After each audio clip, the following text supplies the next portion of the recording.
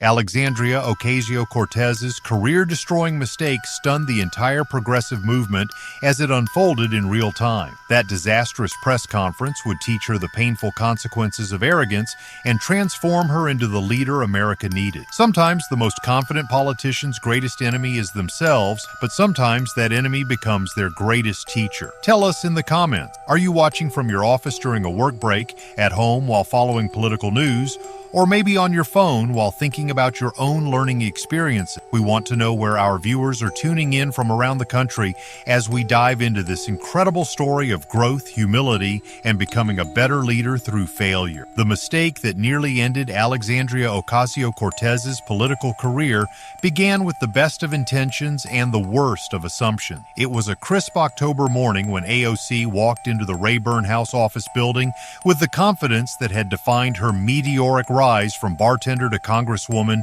to progressive icon. She was about to announce the most ambitious climate legislation in American history, and she was certain she had the perfect plan to save the planet. The Green Revolution Infrastructure Act had been AOC's passion project for 8 months, a comprehensive bill that would transform America's energy grid, create millions of jobs, and position the United States as the global leader in fighting climate change. The legislation was bold, visionary, and exactly the kind of transformative policy that had made AOC a household name among progressives worldwide. But AOC had made a critical error that would soon become apparent to the entire world. In her determination to make the most compelling case possible for immediate action, she had relied on preliminary climate data that had not been peer-reviewed, economic projections that had not been verified by independent analysts, and technological assumptions that had not been confirmed by engineering experts. The press conference was scheduled for 2 p.m. in the Capitol's largest media room,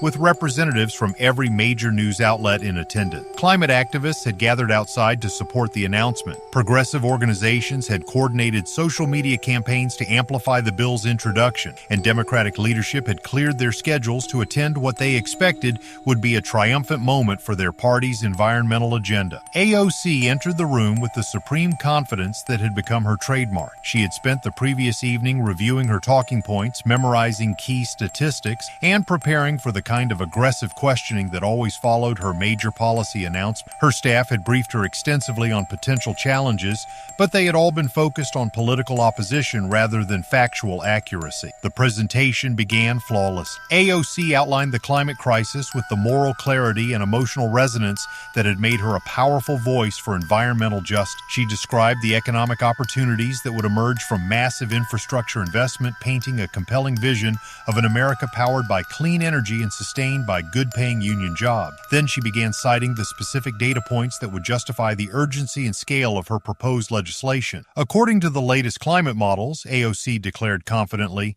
we have exactly 18 months before atmospheric carbon levels reach a tipping point that will make catastrophic climate change inevitable. The first sign of trouble came from Dr. Sarah Chen, a science reporter for the Washington Post who had been covering climate change for over a decade. Congresswoman Ocasio-Cortez, Chen asked during the question period, could you identify which specific climate models you're referencing? The most recent IPCC reports suggest a longer timeline for reaching critical atmospheric threshold. AOC's response revealed the depth of her error. She cited a study from the Climate Research Institute that had been published online just weeks earlier, claiming it represented the latest consensus among climate scientists. What she didn't know was that the study was preliminary, had not undergone peer review, and contained methodological errors that had already been identified by other researchers in the field. The second question came from Mark Rodriguez, an economics correspondent for the Wall Street Journal. Congresswoman, your bill projects that the proposed infrastructure investments will create 12 million jobs within 3 years. Which economic models support these employment projections? Again, AOC's answer exposed her over-reliance on unverified data. She referenced economic analysis from the Progressive Policy Institute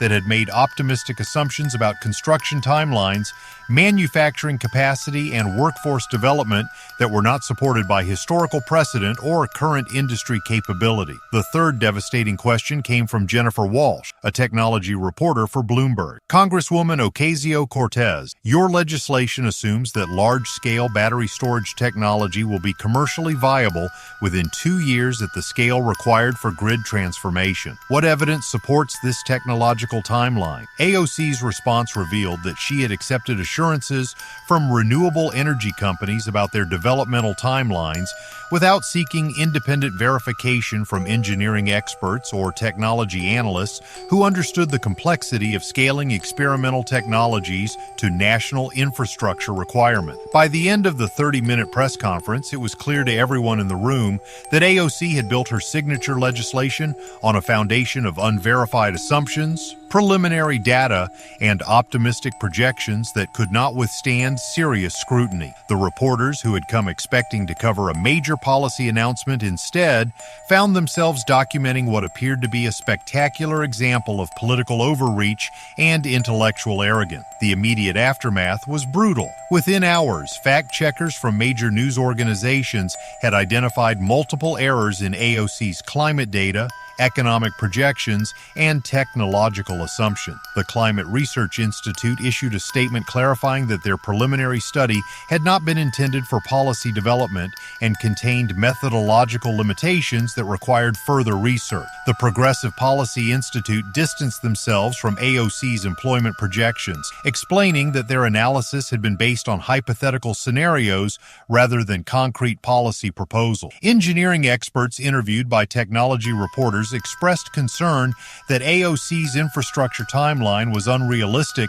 given current technological limitations and manufacturing capacity. Most damaging was the response from serious climate scientists who had spent decades building credibility for evidence-based environmental policy. Dr. Michael Thompson, a lead author of IPCC climate reports, issued a statement expressing concern that exaggerated claims about climate timelines undermine public trust in scientific research and make it harder to build support for necessary but realistic climate action. The political impact was immediate and severe. Republican opponents seized on AOC's errors to argue that her entire environmental agenda was based on fake science and progressive wishful thinking. Conservative media outlets ran segments highlighting her factual mistakes, using them to discredit not just her legislation, but the broader movement for climate action. Even more problematic was the reaction from Democratic allies who had been counting on AOC's leadership to advance environmental policy. Moderate Democrats expressed frustration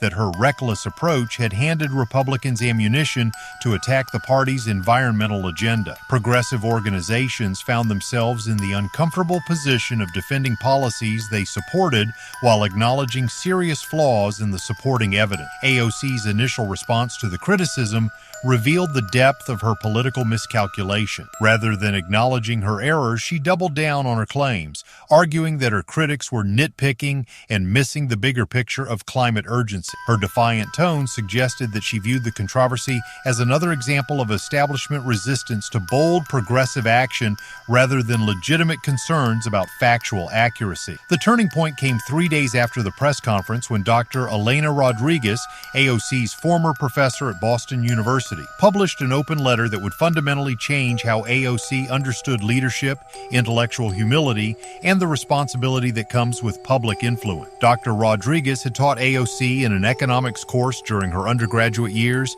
and had watched her former students rise to national prominence with both pride and growing concern. The letter, published in the New York Times, was both deeply personal and devastatingly effective in forcing AOC to confront the implications of her approach to policy development. Dear Alexandria, the letter began, I am writing as someone who has admired your passion for justice and your commitment to representing working family, but I am also writing as someone who cares deeply about the integrity of public discourse and the importance of evidence-based policymaking. Dr. Rodriguez continued, the young woman I taught was curious, hardworking, and eager to learn. She asked probing questions, acknowledged when she didn't understand something, and demonstrated intellectual humility that made her an excellent student. I fear that success in politics politics has replaced those qualities with a dangerous certainty that undermines both your effectiveness and your credibility. The letter's most powerful passage directly addressed AOC's handling of the climate legislation controversy. Leadership in a democracy requires not just passion and vision,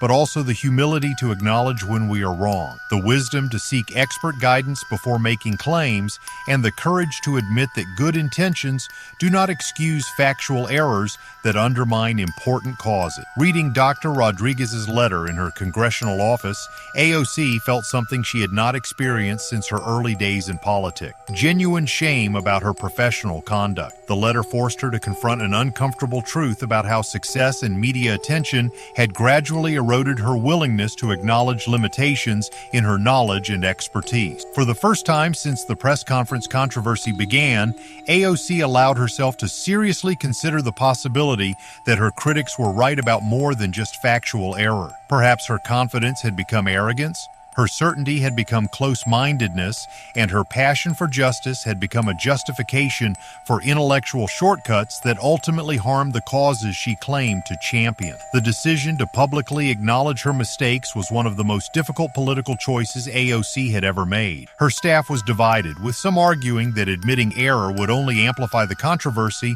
and provide more ammunition for political opponents. Others suggested that a carefully worded statement could acknowledge imprecision without accepting fundamental responsibility for the policy failure. But AOC realized that this moment required more than political damage control. It required the kind of authentic accountability that she had always demanded from others, but had rarely applied to herself. She decided to schedule a second press conference, not to defend her legislation or attack her critics, but to model the intellectual humility and personal growth that she wanted to see in American political leadership. The second press conference, held exactly 1 week after the first, was unlike anything AOC had done in her political career. She entered the room without prepared talking points, without staff-written statements, and without the defensive posture that had characterized her initial response to criticism. "I want to begin by acknowledging something that should have been obvious from the start," AOC said, her voice steady but clearly emotional. "I made serious errors in my climate legislation announcement. I relied on unverified data,